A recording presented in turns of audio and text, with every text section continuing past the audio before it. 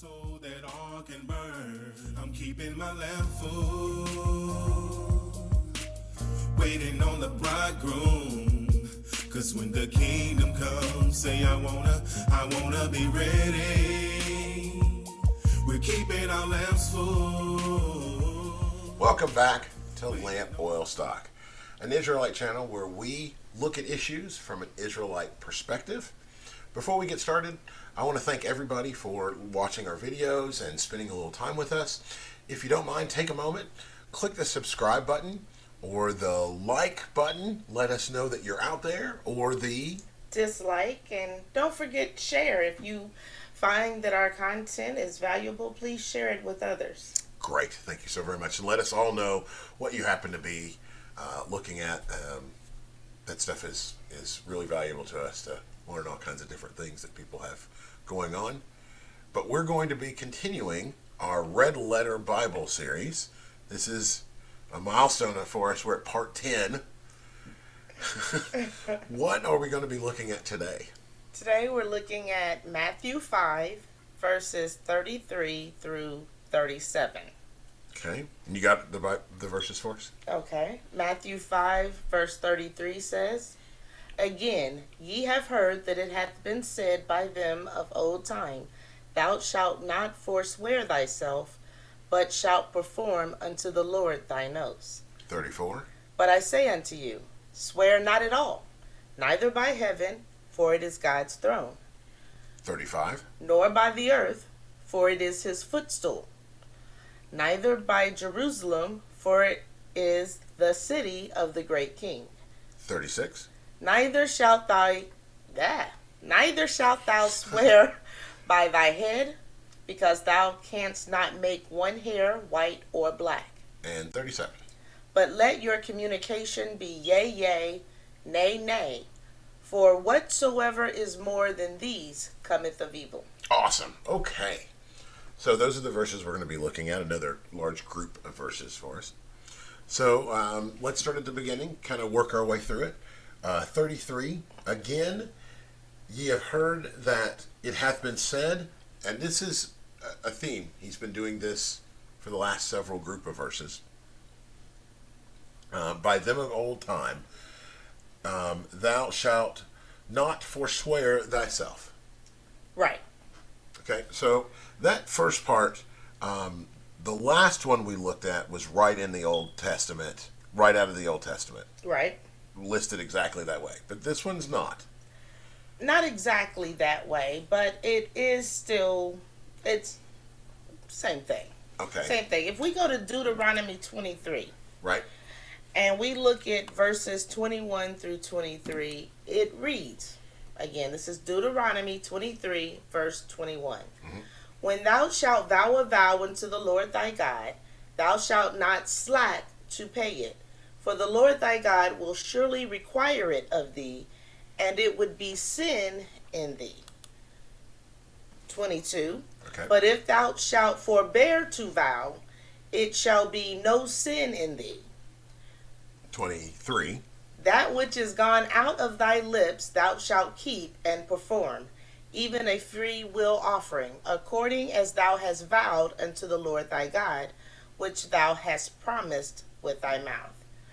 So it says that if you vow a vow unto God, then you should hurry up and pay it. Right. Because as long as it's out there, it hasn't been paid, you have not done that vow, it is considered to be sin in you.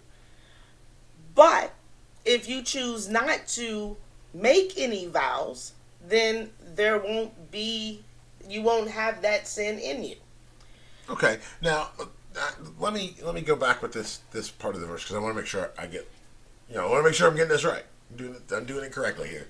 Okay, so forswear, that word has always thrown me. Okay, so if you look up forswear, it Right. means agree to give up or do without, Okay. or swear falsely, commit perjury. I seriously, I don't know why. I just heard, I did not clearly understand forswear until we really took a time to look it up. I just didn't. I've heard these verses many a time, and always get stuck on skipping, not skipping it, but like you kind of just read over it quickly, read over this section, right? And Christ says, "Well, don't swear," and you're okay, got it, and you're moving on if you're not really paying attention, trying to go word for word. Right. I think that's what a lot of us do. If we hear a word, and we're not sure of it, we try to go with context, and sometimes we're right, sometimes we're wrong. Yeah.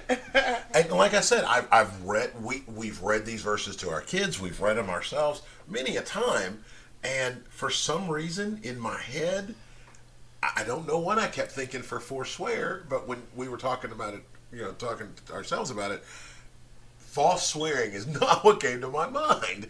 But absolutely, that is what it says here.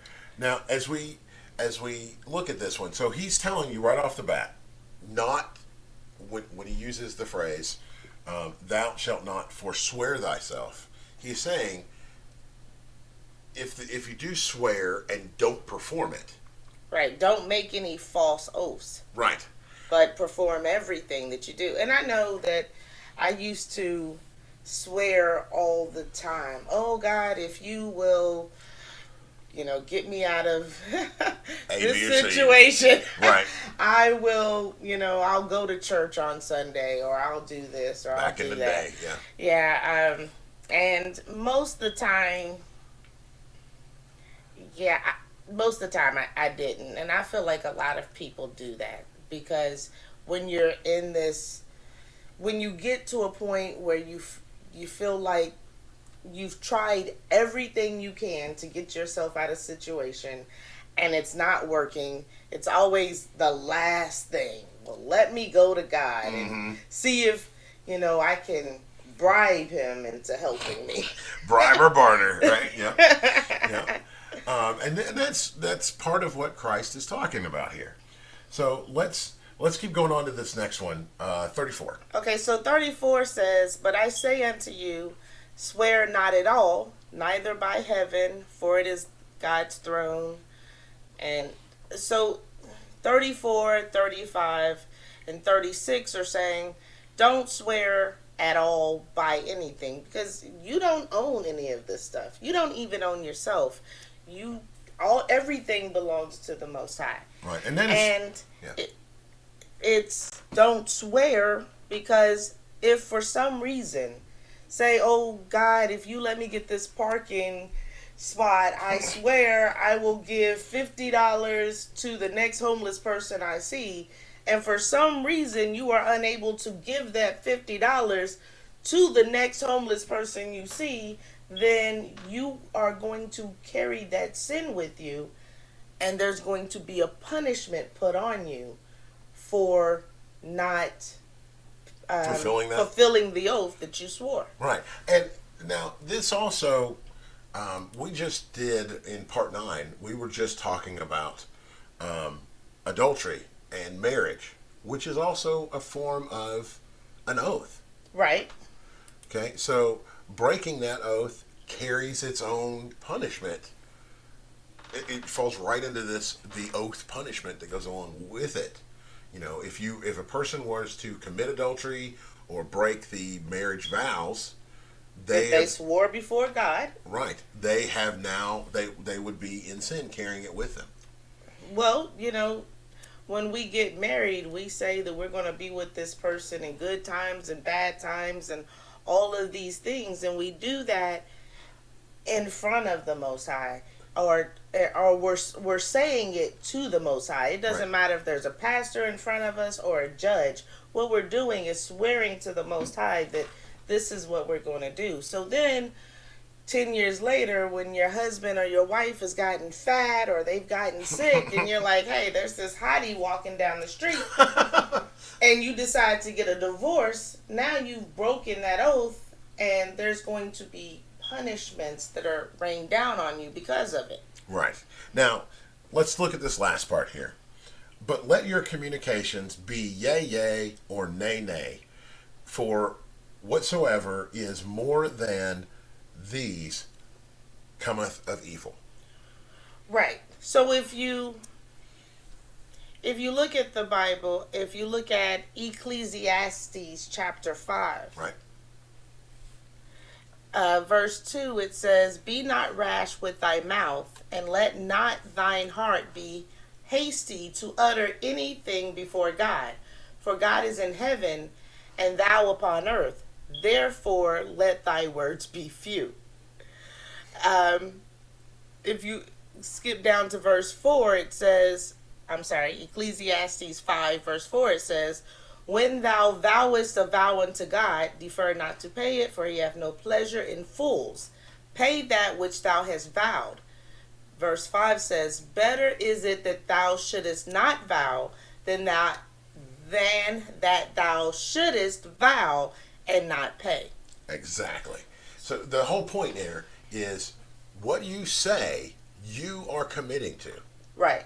And if you vow to do something, you are committing to do it. And if you do not do it, there is a punishment that goes with it. Right. It is considered sin. You are committing sin. There's a punishment that goes with it. So when Christ goes to say in verse 37, "Let your communication be yea, yea, or nay, nay, for whatsoever is more than these cometh of evil," he is simply telling you that it's better for you to say, "Hey, I'll be at your house on Saturday if God is willing," than Right. say, "I promise I'll be there on Saturday," because you have no control over the future. You don't know what's going to happen that may come in.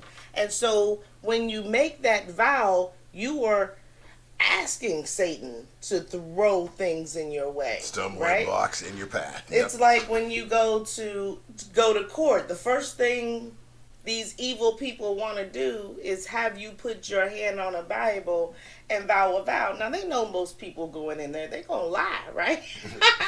"Did you steal that piece of gum?" No, I didn't do that. I swear I didn't do that. But they do that because they understand the punishment that's going to be rained down on you if they can get you to swear an oath to God and then break it. With you. I understand wholeheartedly. See, this is this group of verses comes pretty timely. And like I was alluding to just a moment ago, he's just spoken about murder, he's spoken about adultery, now he's talking about the promises that you make. Right. I do also want to bring up one last thing. For whatever reason, people just want to think that Christ changed the law, and as you were saying just a moment ago, this really reminds you of what's going on in Deuteronomy 25. Okay, right. 23. Deuteronomy 23. I'm sorry, Deuteronomy 23. Christ is telling you how to live the law. Right. He's not changing the law. He's showing you how you are supposed to take the law and incorporate it into your life. If you are living a righteous life, there is no need for you to swear that you are going to do something. You should be an upright person who, when they say something, people should be able to believe it because you said it. You represent the Most High. If the Most High says something, it goes forth. If you represent Him, then if you say something, that should go forth as well. Exactly. So, I want to thank everybody for taking the time to listen to us go through these words of Christ, go through the words in the Bible. As the point of this channel is to try and get you, anybody listening, to get their Bible out, go through and actually read these words themselves, and get an understanding and a relationship with the Most High. So, we want to thank everybody for taking the time out to take a moment to listen to what we have to say. And if you don't mind, leave us a like or A dislike? a comment or a question, some sort of discussion thing. Let us know what you happen to be thinking. And do you have anything else? Kwame Yasharon. Bye. You should pull me to the side humbly.